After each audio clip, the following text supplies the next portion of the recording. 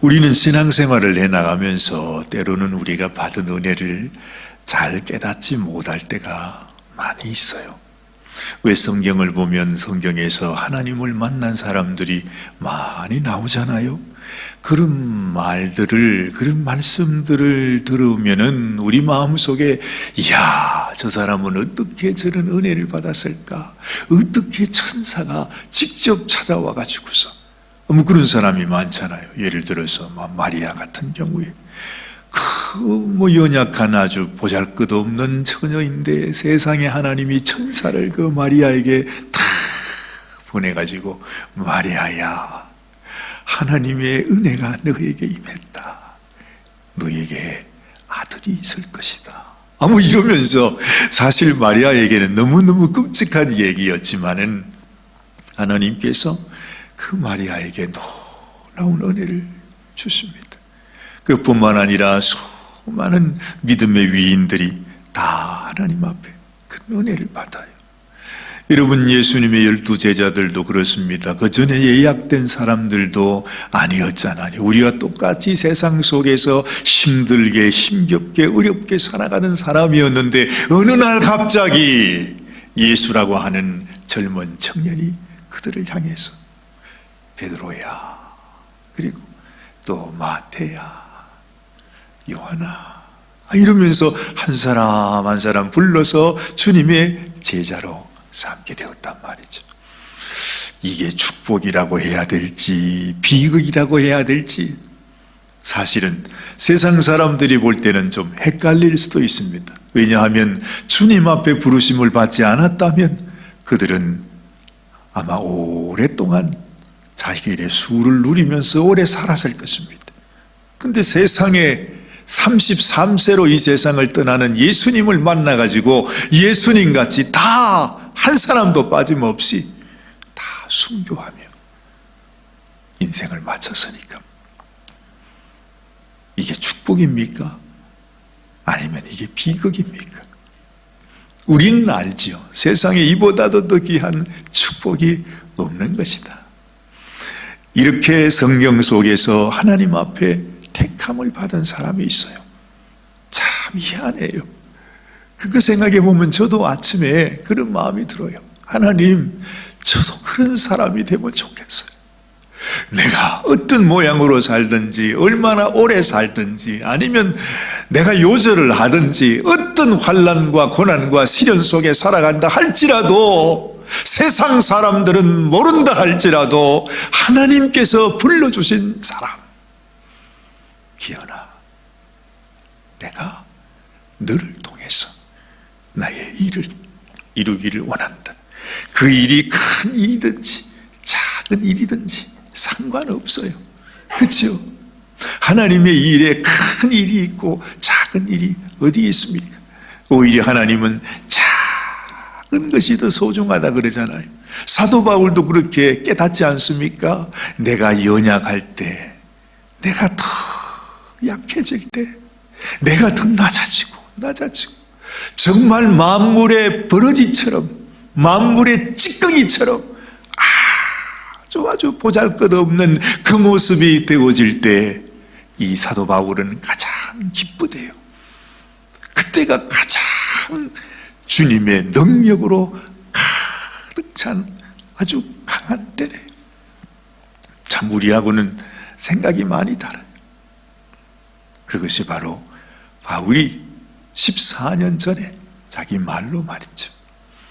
낙원으로 올라가서 주님 앞에 말로 형연할 수 없는 우리 하나님의 음성을 받은 자 바울의 고백입니다. 그러면 거기에 비밀이 있잖아요. 우리도 하나님 앞에 부르심을 받은 그런 믿음의 사람처럼 그렇게 살면 얼마나 좋을까. 너무 보잘것없고 연약한 우리들이지만 나도 하나님 앞에 부르심을 받을 자로. 그래서 오늘 이 아침에도 주님께 나오고 힘들고 어려운 교회 가운데서도 내가 힘겹게 주님을 섬기고 이 모든 것이 하나님의 부르심을 따라서 행하는 일이라면 얼마나 좋으냐. 근데 우리가 이렇게 생각하죠. 아유, 그런 사람들이 하나님 앞에 그런 은혜를 받았으니까 그렇지만 우리 같은 인생이야 뭐 누가 알아주겠어. 하나님이 나를 알아주기라도 하겠어. 내가 이렇게 믿음 생활하는데 내가 하나님 앞에 무슨 상급을 받고 내가 하나님 앞에 무슨 축복을 받겠나. 이런 생각이 혹시 우리 가운데 있을런지도 모르겠어요. 그런데 여러분, 오늘 사도 바울은 우리들에게 말해요. 우리가 오늘 이 아침에 이 사도 바울의 이 너무너무 그 깊은 심령에서 나오는 이 말씀을 듣는다는 이 자체가, 이것이 사람으로 말미암은 것이 아니다. 그래.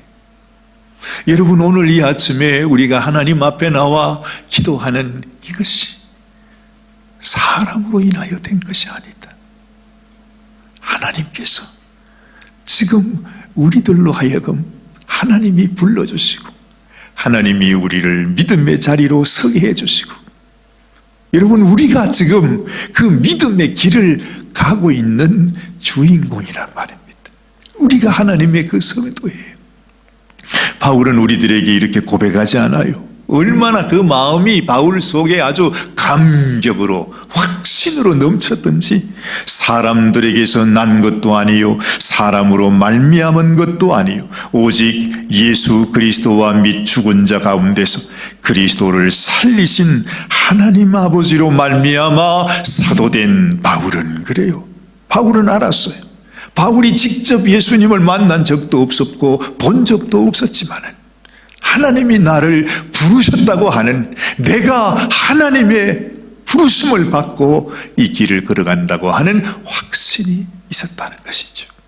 여러분, 이것과 똑같이 지금 여러분이 이 자리에 와 계신 것이, 이것이 여러분의 생각과 여러분의 뜻으로 되어진 일입니까? 가만히 깊이 생각해 보면, 아, 이것이 하나님의 은혜구나. 하나님이 나를 불러주신 것이구나. 아니, 여러분, 이 세상에 이 수많은 사람들이 지금 이 시간에도 다 자기가 있는 곳곳에서 자기의 생각, 자기의 뜻대로 자기의 길을 가는데, 여러분도 마찬가지잖아요. 우리도 뭐가 다를 게 있습니까? 그런데 왜 우리가 이 아침에 여기에 와 있냐는 것입니다. 왜 우리가 주님께서 주시는 이 말씀을 듣고 있냐는 것입니다. 이것이 우연이 아니라는 거죠. 사도 바울은 알았어요. 자기 속에, 자기 인생 속에 있어지는 그 일들이 인간적으로 생각해 보면 정말로 생각하기도 싫고 너무 힘들고 너무 고생스럽고 정말 왜 내가 이 길을 가야 되는가 싶은 생각이 들지 않겠어요? 그런데 정반대로 나는 하나님께 부르심을 받았다 하는 그 믿음과 확신이 있은 거죠. 사도 바울과 우리가 다를 것이 무엇이 있습니까? 우리도 똑같이 어찌 보면 더 어렵고 더 많은 사람들 가운데 더 어려운 확률로 우리는 하나님께 부르심을 받았어요. 하나님께 쓰임을 받고 있어요. 우리가 무슨 일을 하든지 어떤 연약한 모습이든지 하나님께서 우리를 통해서 일하시고 있다는 거죠.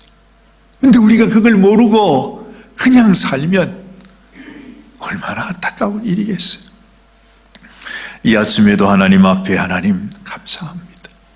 주님의 부르심 앞에 내가 무엇인데 이 아침에 이 새벽을 깨우며 내가 주의 말씀 앞에 나와 이 기도의 자리에 나와 있습니까? 하나님, 나를 통하여 주의 뜻을 이루어 주옵소서 하는 간절한 소원만 있다면 사도 바울과 우리는 똑같은 주의 종이 된다 하는 것입니다. 이런 은혜가 있게 되시기를 바랍니다.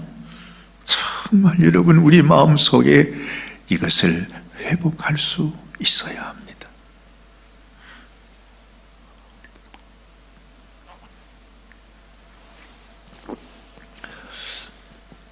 자, 바울은 이렇게 말합니다. 바울이 받은 은혜가 뭐지요? 우리하고 다른 특별한 은혜가 있었습니까? 사실은 아니에요.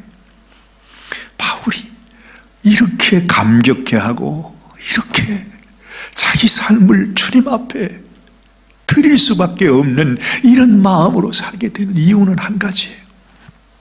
오늘 4절 말씀 보십시오. 그리스도께서 하나님 곧 우리 아버지의 뜻을 따라 이 악한 세대에서 우리를 건지시려고 우리 죄를 위하여 자기 몸을 드리셨으니. 이유는 이거 하나잖아요. 바울에게 무슨 특별한 은혜가 있었습니까? 우리보다 뭐 더 큰 무슨 축복을 바울이 무슨 약속을 받았습니까? 아니에요. 똑같아요. 우리가 받은 은혜. 아니, 우리같이 못난 인생, 이 세상, 이 죄악 가운데, 악한 세상 속에서, 이 많은 인생들 가운데서 여러분, 나를 위해서, 우리를 위해서 자신의 생명을 주신 하나님의 아들 예수님.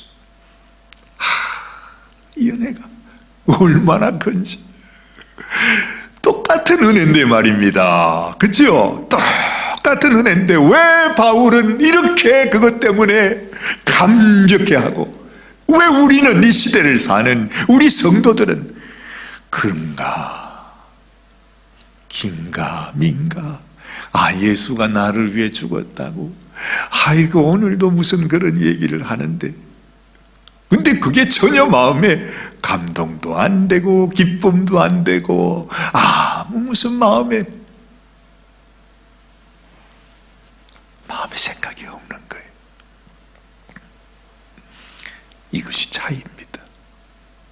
하나님의 그 은혜 가운데 감격할 수 있는 사람, 하나님이 나에게 부어주신 사랑 때문에 하나님 어떻게 이럴 수가, 이런 은혜를 나에게 주셨습니까? 하는 사람, 그 사람이 정말로 하나님 앞에 부르심을 받은 자이겠죠. 그런데 이런 말씀을 들으면서도 마음에 감동이 없어, 감격이 없어, 감사가 없어, 기쁨이 없어. 그 사람은 아직도 하나님의 부르심을 받지 못한 사람이겠죠. 사도 바울은 그걸 말합니다. 바울이요, 자신이 가지고 있는 하나님의 이 놀라운 복음의 소식을 갈라디아에 있는 성도들에게 전했습니다. 이 갈라디아 교회라 하면 사도 바울이 사도행전에서 제일 처음으로 이제 전도 여행을 가지 않습니까? 그 1차 전도 여행 때 다녔던 아시아 지역에, 그곳이 갈라디아 지역이에요. 자기가 복음을 받고 선교사로 복음 전하는 자로 하나님 앞에 주여 내가 복음 전하기를 원합니다, 그러니까 제일 처음으로 복음을 전했던 그 사람들, 그 사람들이 바로 갈라디아 교회였다는 것입니다. 그 성도들에게 이렇게 말하고 있죠. 6절 말씀부터 그리스도의 은혜로 너희를 부르신 이를 이같이 속히 떠나 다른 복음 쫓는 것을 내가 이상히 여기노라. 그래. 다른 복음은 없나니 다만 어떤 사람들이 너희를 요란케 하여 그리스도의 복음을 변하려 합니다. 언제나 전쟁터에서 우리가 받는 도전은, 여러분, 하나님께서 우리를 불러주셨잖아요. 복음 앞으로, 하나님의 놀라운 이 생명, 이 진리 앞으로 우리를 불러주셨어요. 근데 악한 원수는 어떡하죠? 어떻게 하든지 내가 은혜를 입고, 내가 주님의 그 사랑을 깨닫고, 내가 주님 앞에, 주님 이제는 내가 주의 영광을 위해 살겠습니다 하면서 나아갔던 그 자리에서 이 악한 원수들은 끊임없이 우리를 끌어당기는 거죠. 그 자리에 있지 못하도록 말이죠. 그 은혜를 잊어버리도록, 그 감사와 감격을 그냥 세상에 다 빼앗겨 버리도록 우리 속에 가라지를 심어버려요. 그래서 이제는 아무리 복음에 대한 말씀, 주님이 우리를 위하여 생명 주심으로 말미암아 우리가 구원을 받았다고 하는 그 말씀을 들어도 마음의 기쁨과 감격이 없는 거예요. 그게 바로 다른 복음입니다. 복음은 복음인데 내 마음속에 감사와 감격을 잃어버린 복음, 그게 다른 복음이에요. 여러분, 하나님의 이 놀라운 사랑을 내가 받았는데 어떻게 내 마음에 감사와 감격이 없습니까? 그럴 수는 없는 것이죠. 그런데 우리 마음은 어느샌가, 언제부턴가 변해버려요. 우리가 변하는 것이 아니라 악한 원수가 전쟁터에서 우리를 그렇게 한다는 것입니다. 주님의 사랑에 대한 감격을 빼앗아가고 감사와 기쁨을 빼앗아가고 내 마음속에 원망과 불평을 주면서 내가 주를 위하여 살고자 하는 그 마음을 내 속에서 빼앗아가 버리는, 이것이 바로 영적 전쟁 가운데 일어나는 일인 것을 우리는 알게 되는 것입니다. 그래서 사도 바울은 말합니다. 8절 말씀에, 그러나 우리나 혹 하늘로부터 온 천사라도 우리가 너희에게 전한 복음 외에 다른 복음을 전하면 저주를 받을지어다. 그래, 우리가 전에 말하였거니와 내가 지금 다시 말하노니 만일 누구든지 너희의 받은 것 외에 다른 복음을 전하면 저주를 받을지어다. 이처럼 여러분, 내가 처음 주님을 만났던, 내가 주님의 사랑을 깨달아 알던 그때의 그 믿음, 그 기쁨, 그 감격, 그것을 우리가 잃어버려서는 안 돼요. 얼마나 소중한지 몰라요. 그걸 잃어버리면 여러분, 예수님의 12제자 가운데서도 똑같이 하나님 앞에, 주님 앞에 쓰임받았던 그 사람 중에서 가로주다가 생기게 되잖아요. 똑같이 주님과 함께 마지막 만찬 때까지 같이 있었으면서도 끝내는 주님을 팔아버리겠다고 생각하는 정말 가슴 아픈 일들, 우리의 심령 가운데서도 주님의 그 사랑, 주님의 은혜, 여러분, 우리가 받은 은혜가 얼마나 큰 은혜인지, 주님이 우리에게 주신 이 은혜가 믿음의 눈으로 바라보면 이것이 얼마나 귀한 은혜인지 몰라요. 주님을 위해서 나의 생명을 드릴 수 있다는 것, 주님을 위해서 나의 온갖 몸과 마음을 드릴 수 있다는 것, 주님을 위해서 땀 흘릴 수 있다는 것, 주님을 위해서 피를 흘리기까지 내가 이 영적인 전쟁터에서 주의 군사가 되어 살아간다고 하는 이것이 얼마나 귀한 것이요, 귀한 축복이요, 영광인지 모른다 하는 것입니다. 이러한 감격이 우리 가운데 있게 되기를 바라요.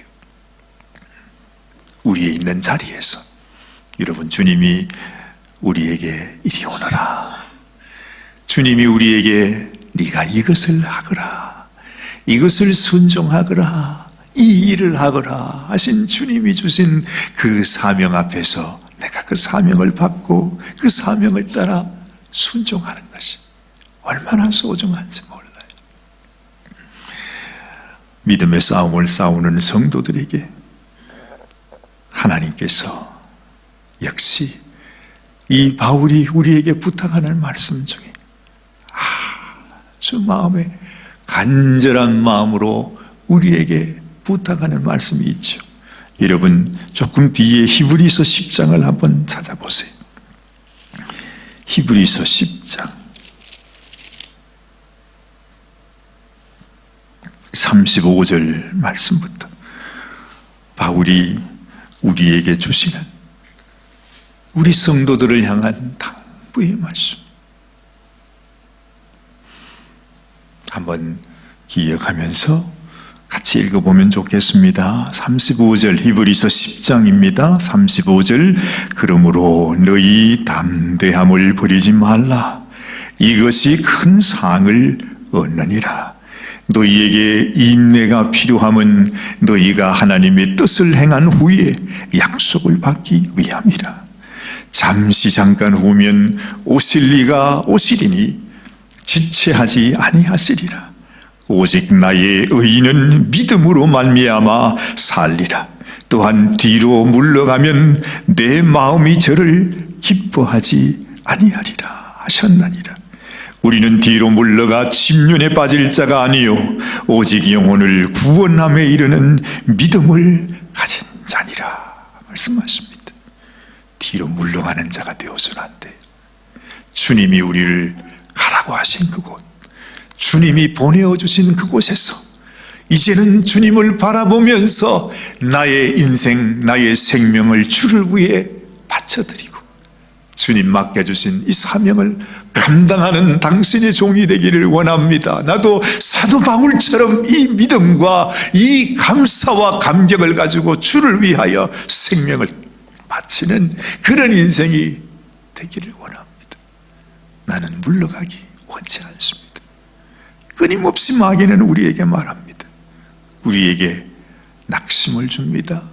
원망거리를 줍니다. 내 마음에 불평을 줍니다. 그러면서 내가 있는 자리에서 또 한 걸음 뒤로 물러가게, 또 한 걸음 뒤로 물러가게, 또 한 걸음 뒤로 물러가게 해. 그러다 보면 주님께서 내게 주신 그 은혜, 나를 찾아주신 주님, 나를 부르신 그 주님을 우리는 다 잃어버리게 된다는 것입니다. 나의 의인은 믿음으로 말미암아 살리라. 또한 뒤로 물러가면 내 마음이 저를 기뻐하지 아니하리라. 왜 우리가 주님의 마음에 기쁨을 빼앗아 버리는 인생이 되겠습니까? 우리는 뒤로 물러가 침륜에 빠질 자가 아니요 오직 영혼을 구원함에 이르는 믿음을 가진 자. 우리가 서야만, 내가 서야만, 내가 내 자리를 지켜야만 나를 통해서 또한 영혼이 구원받을 수 있어. 연약한 심령이 세워질 수 있어.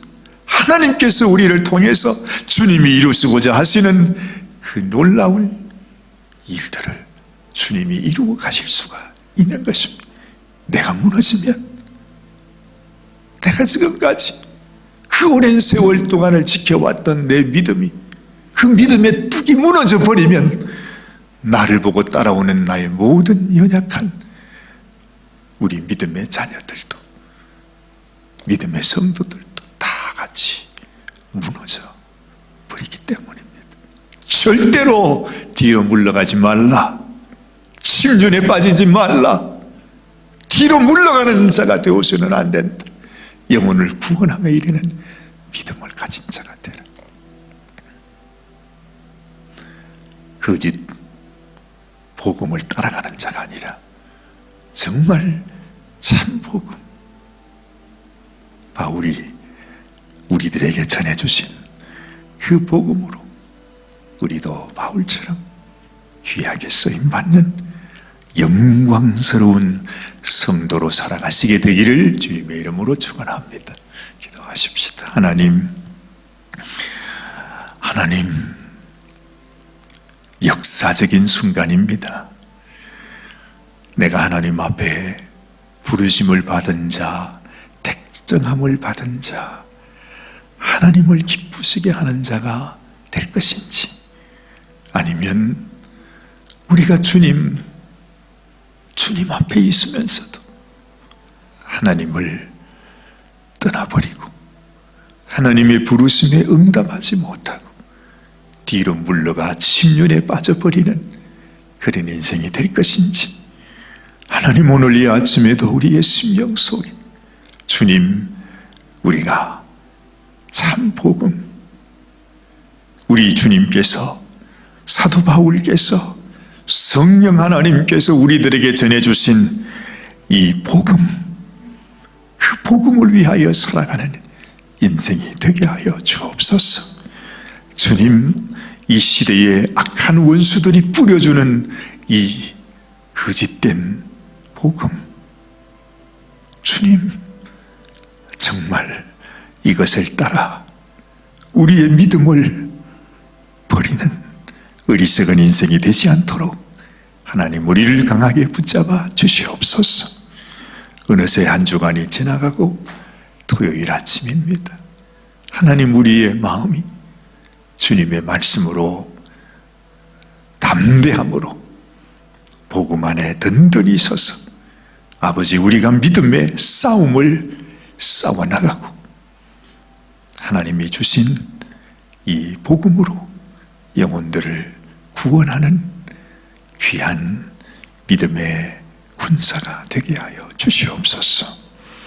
우리 주님께서 우리 모든 성도들을 불쌍히 여기시고 주님, 참으로 주님 앞에 축복받는, 주님께 귀히 쓰임을 받는 당신의 성도가 되게 하여 주시옵소서.